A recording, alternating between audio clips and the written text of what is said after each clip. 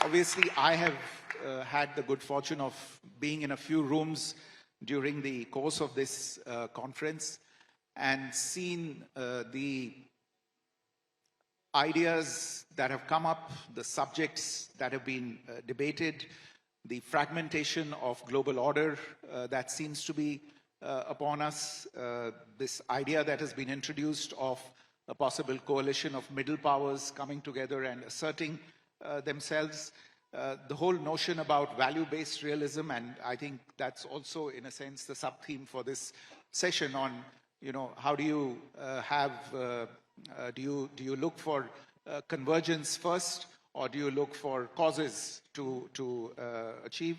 The role of the Global South, I heard President Stubb mention the New Delhi moment, and I think there is a lot of takeaways from that as to what we can do. I mean, all of this was done with remarkable candor. It seems somehow that, when we are in conflictual environments, candor seems to spring forth.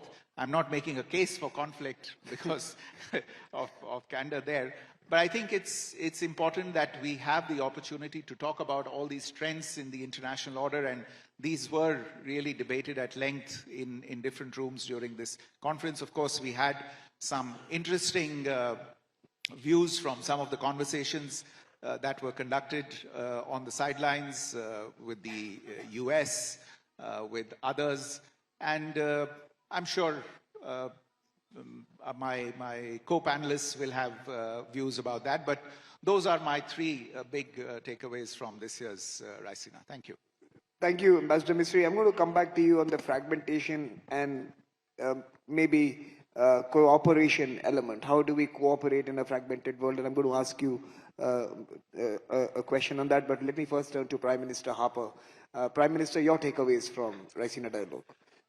Yeah, I mean, great question. I have to be frank, Samir, that in spite of being chair of your advisory board, I haven't been at all of these things. I've given up trying to keep pace with you a long time ago. I was at, in fairness, a series of selected meetings, so, that kind of skews my take. But obviously, I paid a lot of attention to the geopolitical discussion. And I think there are kind of three pretty obvious takeaways. The foreign secretary's already made some reference to them. I think the first here that I detected from people outside the United States and China, I mean, admittedly we don't have a huge Chinese presence here, is just increasing concern about the kind of the geopolitics that those two major powers are engaged in. And an understanding, I think an increasing understanding that these are very deliberate strategies. They're not apologetic about it. They're not seeking anybody's consent. This is where they're going. So I think that's a big concern. And then I think the second big takeaway on geopolitics is, at least among this group, which is obviously very policy oriented, is a sense that whether we like this geopolitics or not, it's not really addressing most of the problems that face humanity. And that, how do we get the focus back on that? And then I think the third big takeaway, once again, already referenced to it, is, to be blunt, along the lines of Canada's Prime Minister Mark Carney's speech in Davos, can middle powers form coalitions and alliances to effectively address issues in this context? And I think that's kind of the big picture of how people are trying to grapple with the world right now. So having to deal with unapologetic big powers and finding ways of building new coalitions without those two necessarily being supportive or catalyzing any significant positive engagement. I think probably that's my take as well. So if anyone wants to ask me what do I take away, I think I concur with Prime Minister Harper on those two big points. Let me turn to you, Comfort. Your takeaways. We're not going to allow you to get away with not. Leslie and I have questions for you as well, Samir. But I want to follow on what you said, Prime Minister. Comfort, can you bring the mic close to your mouth? Yeah, I want to follow up on what you both said. I think I would like us to think about practically what the New Delhi moment looks like. If we agree that there's sort of a new coalitions, middle powers forming, what does that New Delhi moment look like? And how does it help us advance, which is one of the themes of Raisina dialogue? And what does the architecture of the new future of cooperation really look like? We've heard some of it from your Prime Minister and Prime Minister Carney. We heard some of it also in the context of the AI summit. And we heard some of that articulation from President Stubb here. So that's one takeaway. Can we come here next year, Samir, to start building the blocks out of what a New Delhi moment looks like? I think a challenge has been put down. You should grab hold of it and begin to define what that looks like as well. I think number two is that a year ago, Geopolitics, Prime Minister, a year ago, we were told that the old liberal, neoliberal, interventionist trying to reorder a state was the past. And yet, look at what we're seeing today, trying to rewire and order a new country.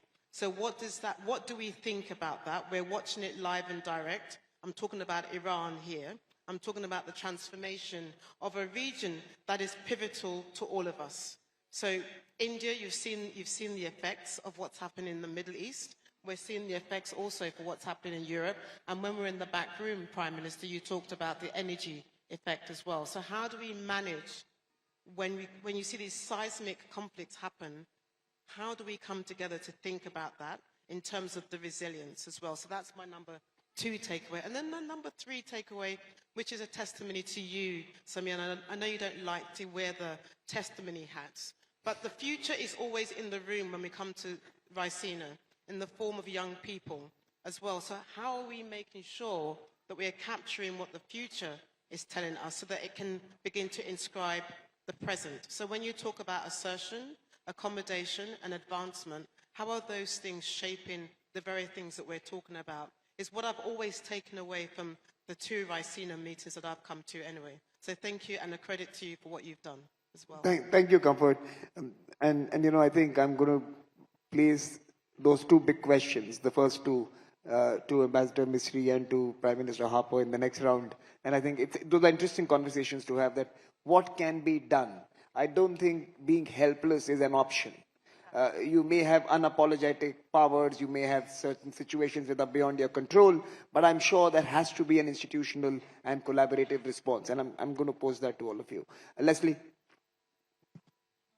First of all, thank you for having me. This is tremendous. This has been an extraordinary conference, and quite frankly, I was checking, as I'm sure many of us were, every hour, every day, after the strikes by U.S. and Israel on Iran, to see whether you would cancel. I think most people would have canceled. And to your extraordinary credit, you not only didn't cancel, you sort of, you know, everybody across this room and those who have had to leave already, everybody, because you have cultivated so much goodwill across so many years amongst young people, amongst old people, and across the world, everybody was willing to just kind of put their hand in and do what you asked.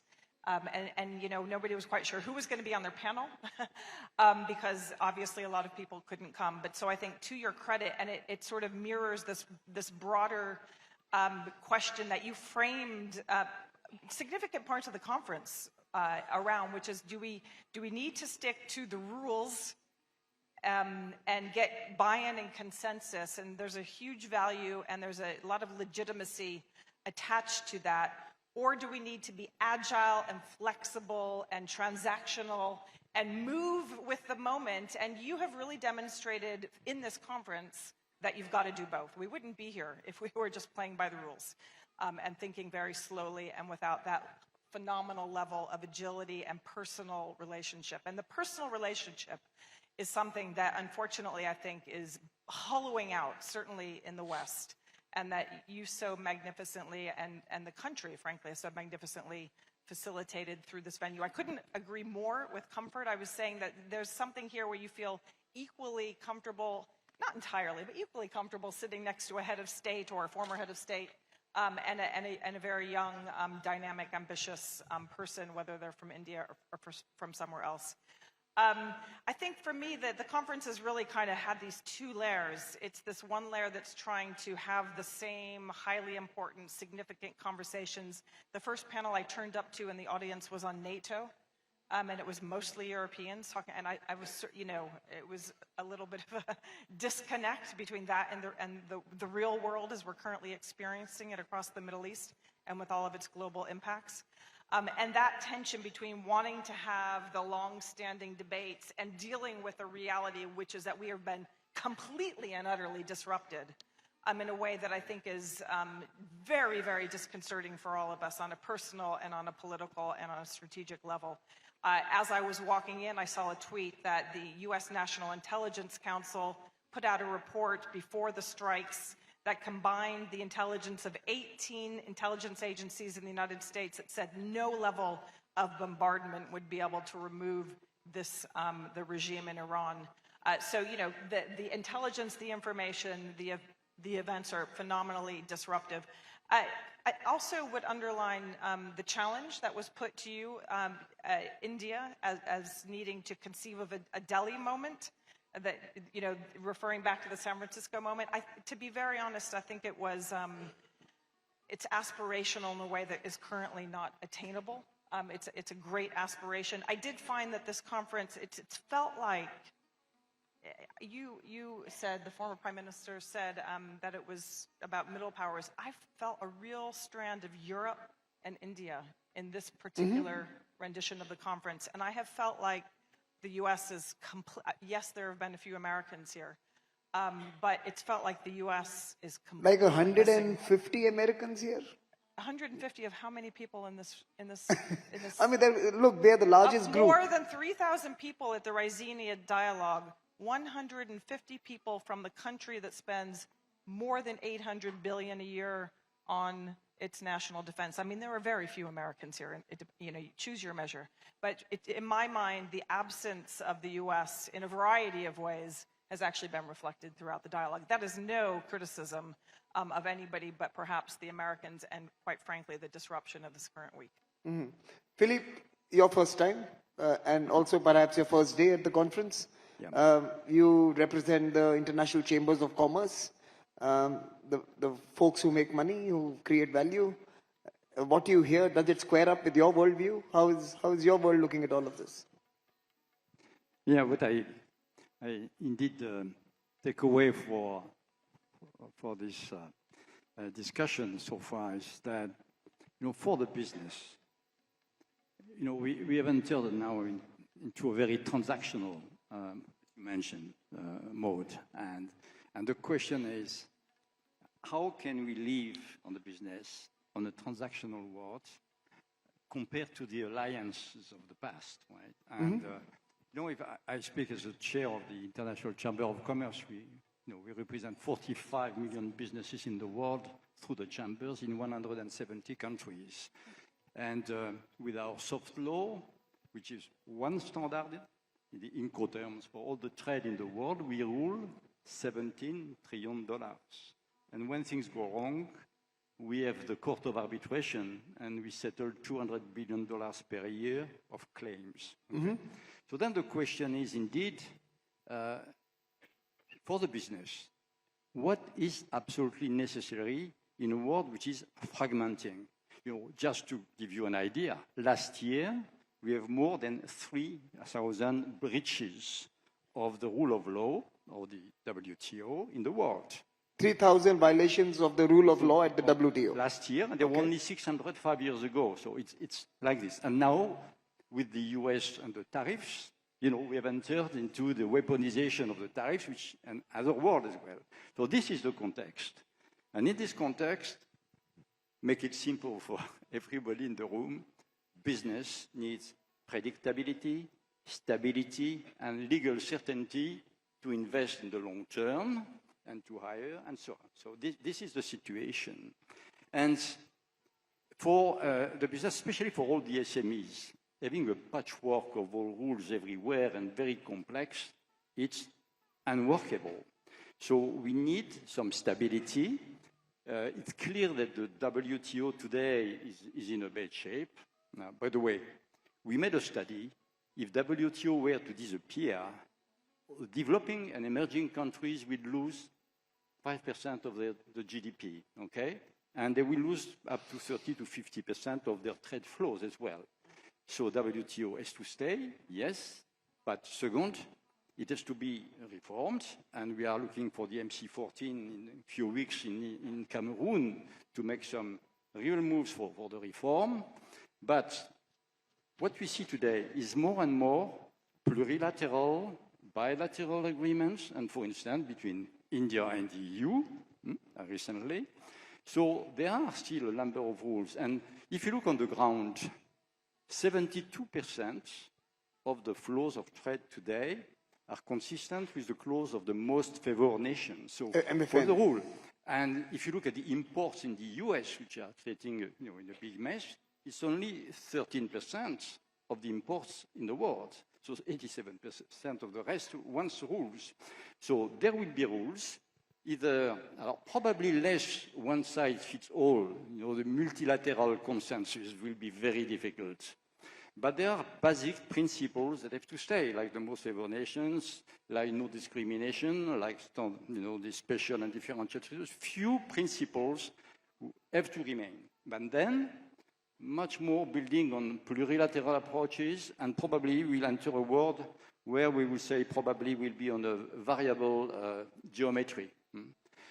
And perhaps the second comment is about, the question is, how can the business compete today strongly on technology or whatever, and at the same time build long-term partnerships, Can you partner with your competitors? Correct. But the answer today is yes. And I take this example to conclude, which is the critical materials. And the Canadians are very familiar to the matter, right?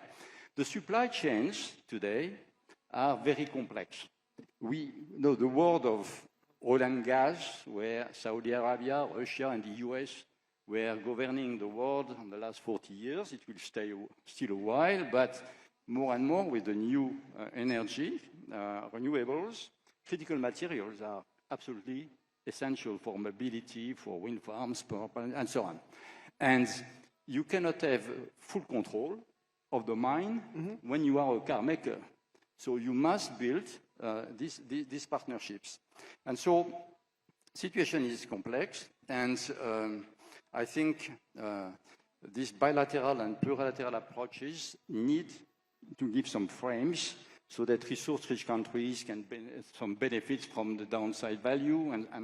But this is only through a specific partnership. So here, I mean, we are in a situation with all these partnerships are absolutely necessary, but they will be politically more fragile. So we need some principles across the board.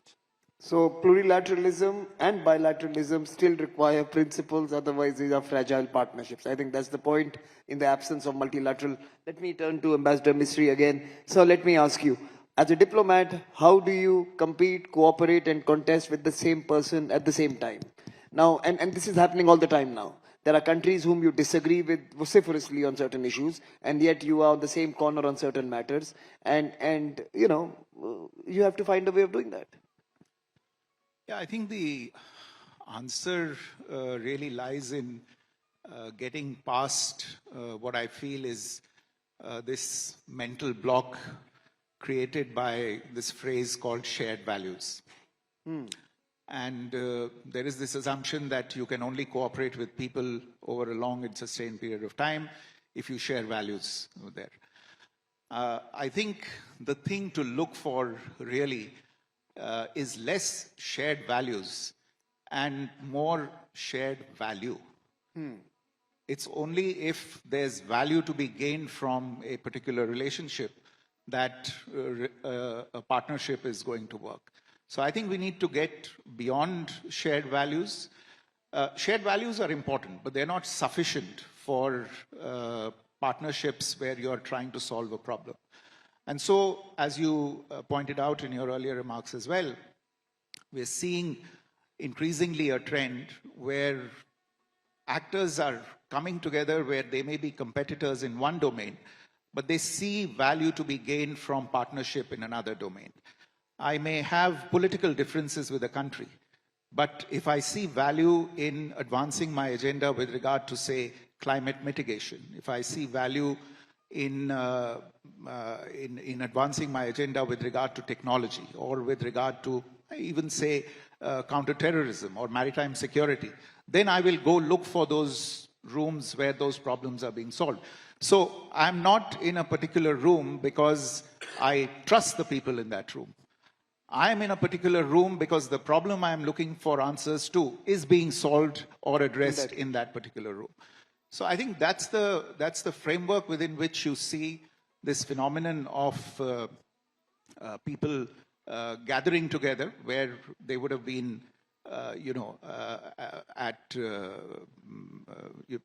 throwing brickbats at each other before, but now they've been thrown together because there is a partnership agenda there. I mean, after all, go back to the founding of the European Coal and Steel Community. I mean, the ECSC was formed not because love and affection had broken out suddenly between France and Germany. It was built not on that affection, it was built on steel. And there was an agenda with regard to that. And therefore, today, I think what people are looking for is coalitions and partnerships. I know, yes, sometimes they are called coalitions of convenience or accidental coalitions. They're not really that accidental. I think people are looking for solutions, and they are less bothered by the issue of, do I share values there? More bothered by, is my problem going to be solved there? And this is especially important for a democratic country because you, at the end of the day, have to answer to people, and people demand solutions for their problems. Ambassador, can I ask you one more question? We've heard through this conference the challenges of small countries. We've heard that since the opening address, coming from a smaller country, smaller nations, poor sovereignty. We've heard the laments and the celebrations of being small. How is it being the foreign secretary of a big country? What are the kind of challenges that poses? I'm sure that's not everyone believes that just because you have size, that's an easy space to be in. But are there new set of factors that actually challenge diplomacy in some ways? Look, I mean, to be frank, we are a big country. We are a big country in several respects. Big in population, a big area, an increasingly large economy, already the world's fourth largest economy, on our way to be the third largest economy. But that doesn't mean that we don't have the same problems or the same complaints that you would imagine smaller countries having, smaller in different ways. And one of the problems that I would say that I confront as well in this role, and this actually takes away from a couple of things that were said by a couple of the co-panelists, which is this whole thing about rules. There is today a chafing across many smaller countries, and I think by definition, a lot of them are countries from the global south. The chafing is because of the rules according to which the so-called liberal international order has been run.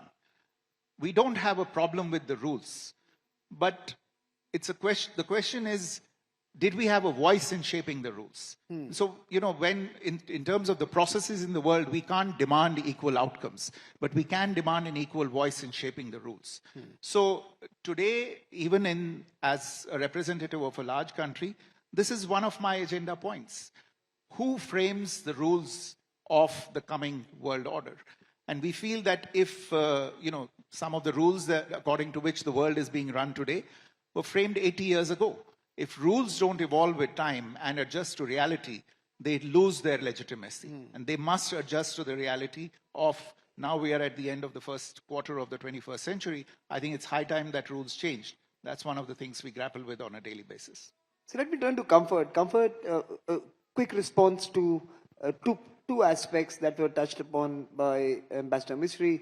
One, the hunt for the value-based world, and is that hunt itself creating disruptions? And if we were to focus on interests and shared outcomes, is that perhaps a better way? And the second question is the rules.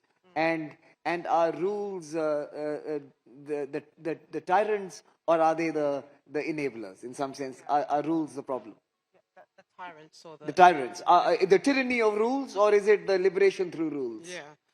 I think there's an underlying theme here, which is about the sovereign choice of countries. I think that's one of the things that has become more ascendant in the last few years, that as you watch the rule makers become the rule breakers, I think that has given other countries a chance to review their own positions vis-a-vis certain issues and assert their own viewpoints. And that's one of the takeaways I've been watching, whether it's India or Brazil or Mexico or Turkey, that the ability of so-called middle powers or rising powers, whatever label you want to confer on these countries, the one consistent thread from all these countries is the ability to put on the table that you have a choice as a sovereign nation.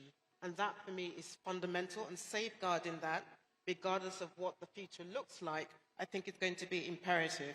Because if you can't safeguard your choice as a sovereign nation, it becomes hard to start thinking about what the value looks like or what the rules look like that will also accompany. So that's sort of one big message that I would like to sort of put down. And we've seen it articulated by India in different ways, whether it's around climate issues, whether it's around the AI issue, whether it's around energy, also that the ability to say what your agency looks like in these issues on the table as you negotiate is what's going to matter regardless of what the world looks like going forward. And that's the only way I think you are able to minimize the disorder as well. So that's me. I mean, I think I've managed to answer both those questions together. The idea, of what also, I mean, I was interested in what you were saying, Minister, about how, your distinction between values and value. And I've never heard that articulation before. You have an interest. And in the end, it's your interest that defines what the rules are as well. And it's your interest also that makes it easier to have a transparent relationship as well. So it's not bound by anything else, and your morality also plays out in that story as well. So the rules are there, but in the end, what I look for, is the interest that drives you and is the value that binds those partnerships together. So, I'll stop there. Prime Minister Harper, let me turn to you. Something Philippe mentioned was being able to partner with an assortment of actors today.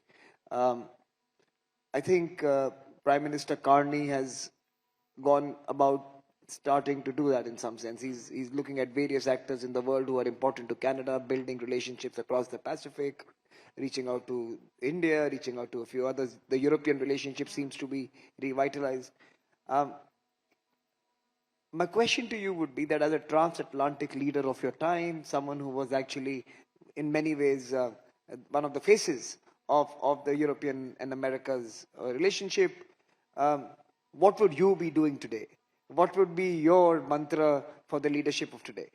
Well, I've spoken about this publicly in Canada, and well, I wouldn't say that Prime Minister Carney and I are on exactly the same wavelength, but broadly speaking, I'd be doing the same thing. Canada's in a very unique position in that we are simultaneously a big country and a little country. We're a big country in that we are the 10th largest economy in the world. So we're bigger than vast majority of 95% of other countries. But because our only neighbor is a country 10 times our size, we're in many ways a little country. And under the current circumstances, which, to be blunt, is not just dispute with the United States, but an active threat to the sovereignty of the country, Canada has no alternative but to diversify its contacts. Now, let me follow up there on what I think the broader lesson is, and I think the Foreign Secretary alluded to it. I put it in a little different terms. So we've been through this period of, what we call values-based, rules-based world order, and I would put it a little differently. We're moving away from values-based to what is frankly, kind of more traditional of human history, a more kind of realpolitik, interest-based.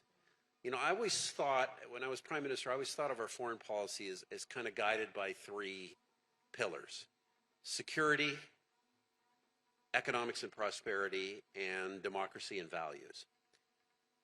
And we've thought in Canada and many Western countries as democracy and values as being a really high priority. I think the reality is it's not going to be as high a priority going forward. And this is what I think Prime Minister Carney and, frankly, just about any Canadian government would do right now, is focus on other linkages around security and economics as the priority.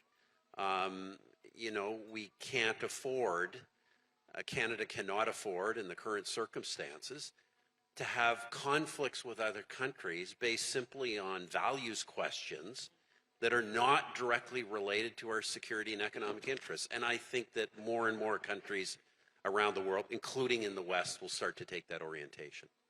Leslie, my question to you would be a question based on your current role as the head of a very dynamic think tank in Chicago. What are the debates happening at home in America? Is the worldview that the current establishment espouses a settled position, or are we going to see louder debates now beginning to, in some sense, enable some form of a larger either reversal or revertal, or perhaps even a normalization of what has been proposed?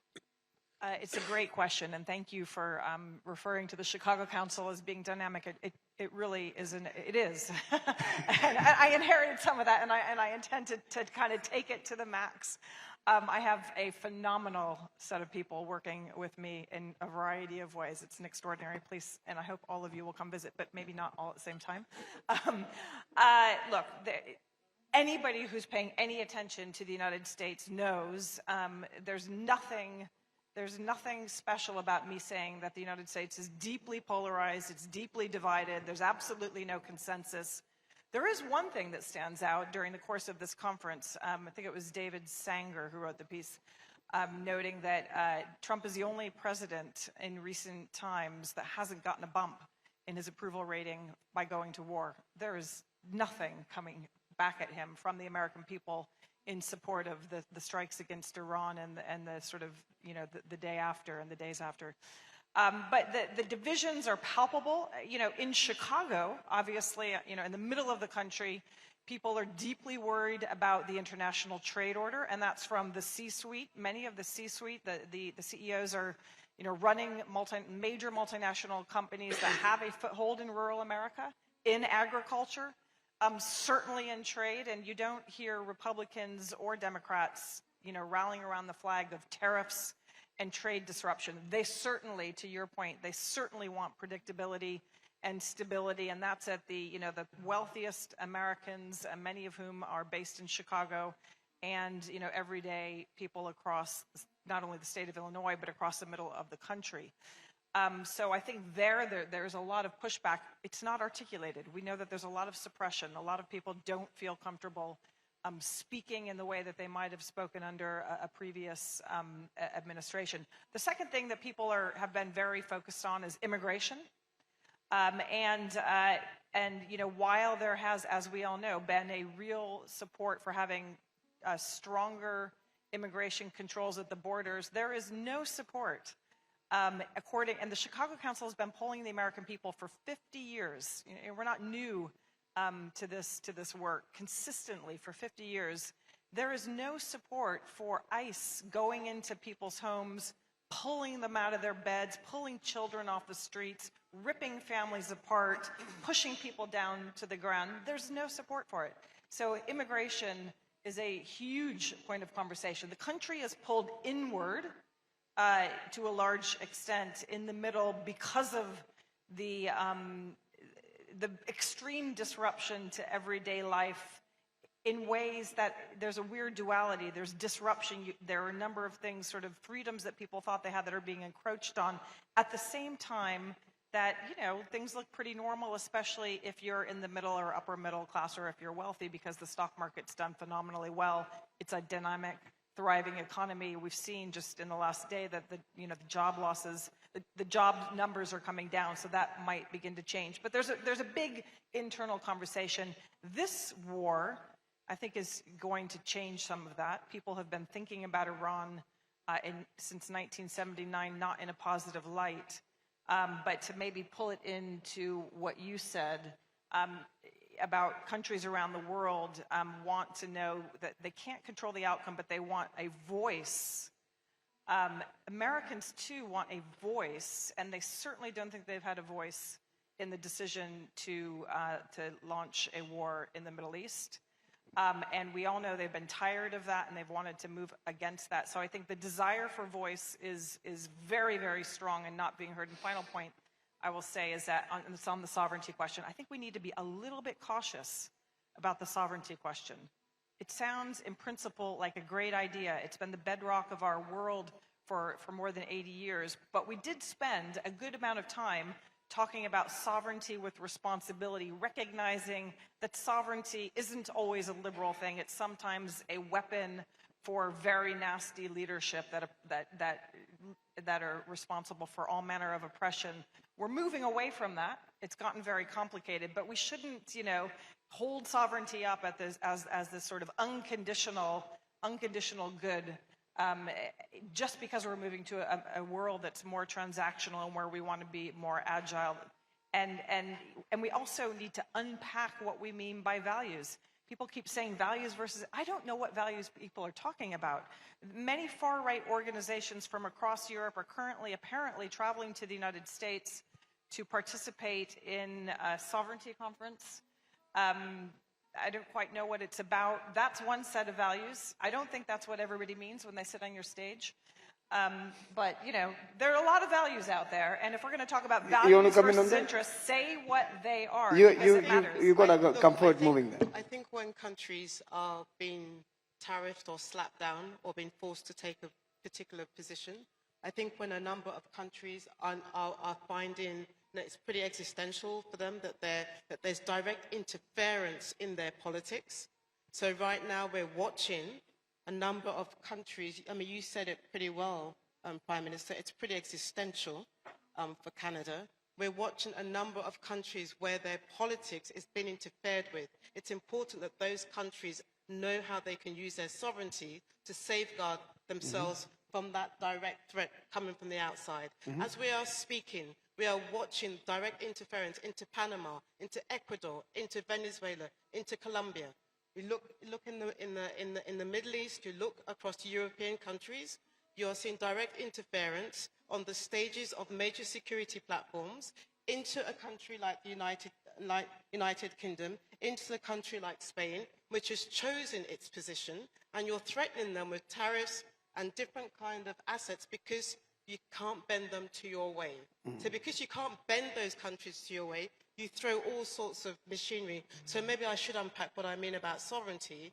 That's what I mean. And the fact that you can stand up to that, India, for example, and withstand that and try and find your own ways to do the somersaults is precisely what a Mark Carney is trying to do.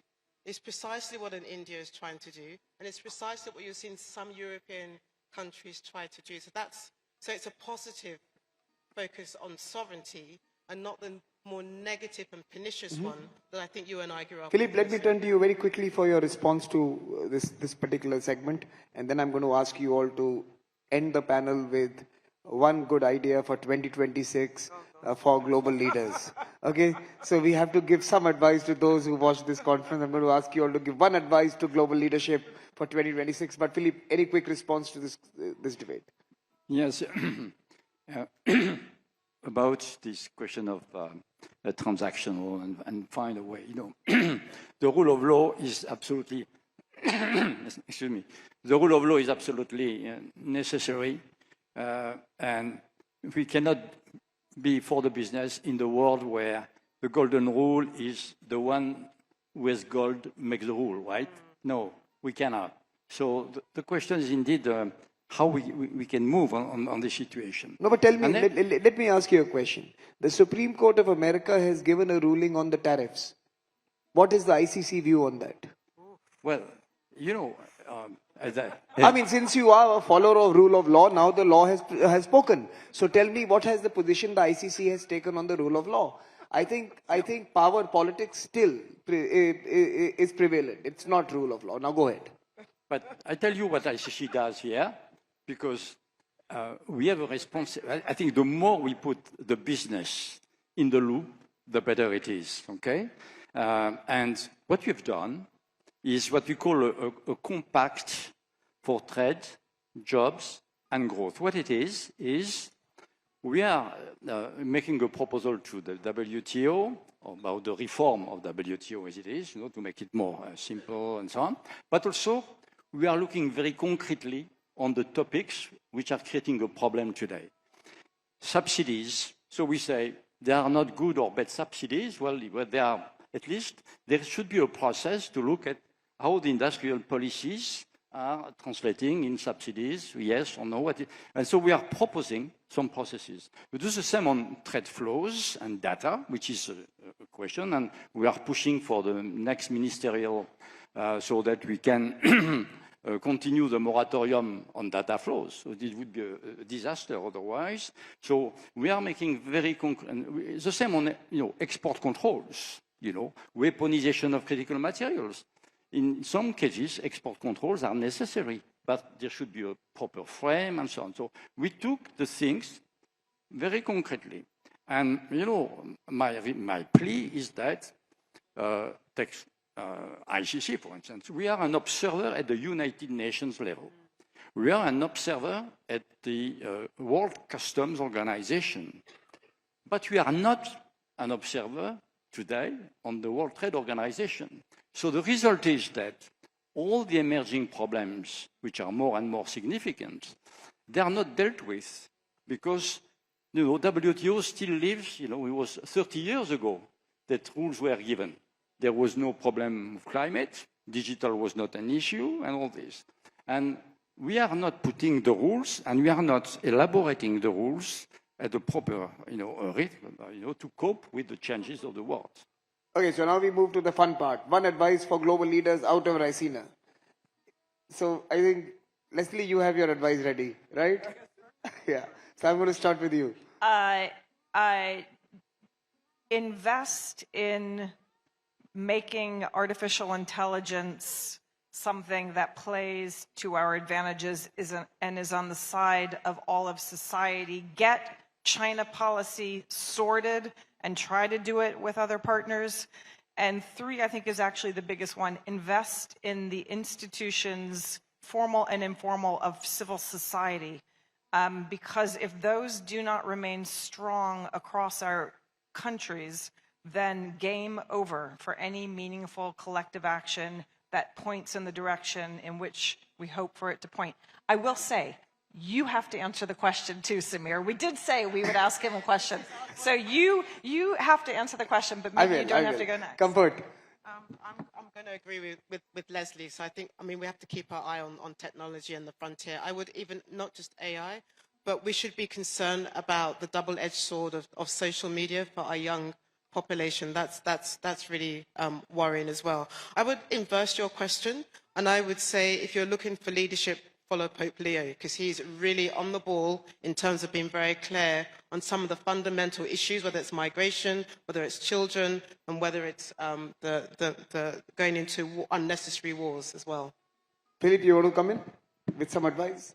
Oh, idea for now, 2026? Yes. Yeah, well, it's for me, about the business, it's simple. We have to enter, we have the MC14 in Yaoundé, in 2 or 3 weeks. MC14, yes. Yeah, the ministerial conference of WTO, that all the states around the table, they find a way to enter into new reform of the multilateral trade, and so that we find, not overnight, but with a real program, time-bound, deliverables on the key matters which creates all the barrier to trade. We have to enter into an area where trade is still a win-win. It's not a win-lose, okay?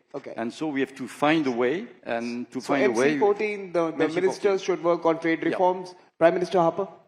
So maybe two sets of advice for political leaders. As I say, partly do what Canada is doing, try and lessen your dependencies and multiply your relationships. But frankly, when it comes to big powers, you're not going to get anywhere lecturing them about rules. You have to address their interests to some degree. It's just a reality. For business leaders, I've been saying the same thing for almost a decade, started 9 years ago here. Face the fact that, for years we believed that the difference in political systems and the different interests of countries was a negligible or constantly declining business risk. This is just not so. These risks are real, and what companies and businesses have to do in this international environment, if you're crossing borders, is you have to fully assess your risks, you have to seek ways of limiting them, and you have to build in redundancies in supply chains, investment chains, everything else. And, as I say, you just got to accept that this new world is much more fractious and much more risky. Ambassador Misri? You have literally the final word. Well, a very short word, just to take off from what Prime Minister Harper said, about the interests of the big powers. And in that context, this might seem somewhat aspirational, but it was my wish last year, and it remains my wish this year as well, in terms of advice, is that the world needs to be a fairer place. And I think until that happens, you will see the kind of fracture that you see across the globe today. Reforming institutions, reforming rules, what we were talking about on this panel, is the first step there. I'm not making the Indian case here, but I think it's a scandal that Africa does not have a larger voice at the global table, since more than half the decision-making of the UN Security Council happens on Africa-related issues, and there is not an African voice at the table in a decision-making role or in a proper role. But my more specific advice, suggestion is that we need a reform of global developmental financing policies. I think multilateral developmental lending is still in a crisis. The large parts in the world need that. As a middle power, India is doing with its limited purse what it can. I think the bigger countries can do much more. There is need for a new way to look at developmental lending afresh. I think that's something that we began Raisina dialogue with, that how do we recenter development into world affairs? And I think that's something that's been missing. We are not going to have any final words or concluding remarks. All I'm going to request is my colleagues behind the production desk to put the poster. What's your advice for 2026? What's your advice to all of us? Okay, I have three advices like all of you. Number one, recenter development into world affairs. That's number one. Number two, come back to Raisina next year. And number three, thank this wonderful team that has put it all together. They are on the screen. So this is the travel agency that was